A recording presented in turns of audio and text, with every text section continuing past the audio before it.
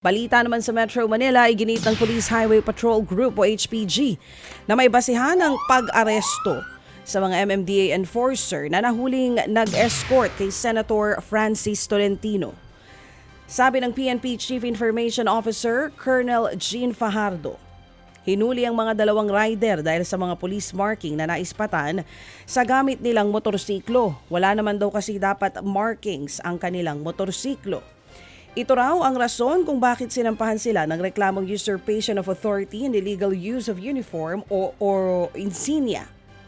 Nag-deploy naman ng 600 mga pulis ang PNP sa Metro Manila matapos pa rin ang sunod-sunod na insidente ng pamamaril noong nakaraang linggo. Yan nga ay para makatulong sa NCRPO sa pagpapanatili ng seguridad sa rehiyon. Nakipagtulungan na rin daw ang PNP sa Grab at Move It Philippines para sa seguridad ng mga commuters at ng mga motorista. 10 pamilya naman ang nawala ng tirahan dahil sa sunog na nangyari sa Quezon City kahapon. 5 paupahan at isang electrical shop ang nadamay sa sunog. Sumiklab po yan pasado 1:00 ng hapon.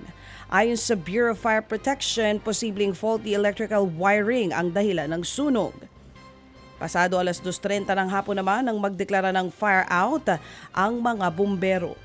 Sa ngayon, naghahanap pa ng matutuluyan ang mga apektadong nasunugan. Ted Filon at DJ Chacha ngayon nasa Radyo 5 92.3 News FM Monday to Friday 6 to 10 a.m.